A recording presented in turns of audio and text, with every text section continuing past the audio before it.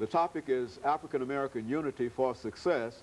And of course, we're talking to the pastor of the Hands of God Christian Church, Pastor KWalker. And of course, Pastor Walker, let me continue our conversation during this last segment, dealing with some of the items or some of the barriers in a real sense Yes. to African American unity. And one of those items that I think that you've mentioned quite often has been some of the problems that are faced by many of our young people who have been incarcerated and who are coming out. Let's talk about it from that perspective. I think because there is a lack of unity within the black race and within the black community, that a lot of people are getting misinformation. And I was fed that same misinformation that as a young black male that, you know, I wasn't really significant, you know, and I, even though I could see people of significance of my own race, but I was still taught that I was insignificant. Very good. And I would never amount to anything, but you're just, you know, just a regular run-of-the-mill coming everyday street hustler. And I chose that route,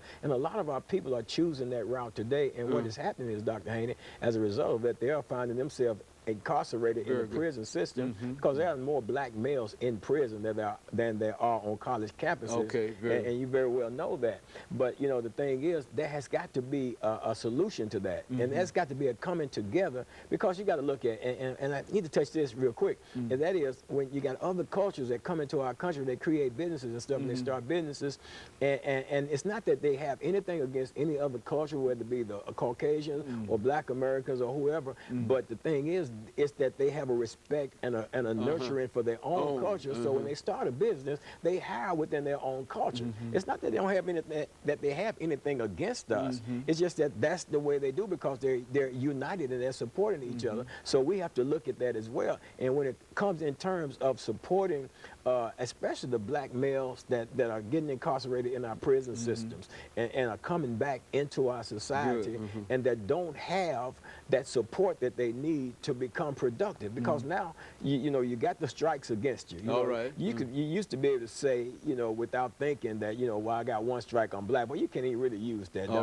The strike you got now is that you have a felony conviction on your record, which shuts doors in your face. So it's going to take some black people getting together, creating some businesses, and to be able to give these black men and women, of course, too, chances when they're coming out of the system to be employed. And you got to put that trust. You see, whereas they use fear, we got to remove that fear. We can't have that fear of helping them and moving them along. We can't have that distrust of them just because they committed a crime. And we can't be envious. You know, a lot of times you're not going to envy somebody coming out of the system anyway, unless they come out and then they start excelling. Then people will start envying them. But that's a part of that mindset, that mentality that we have.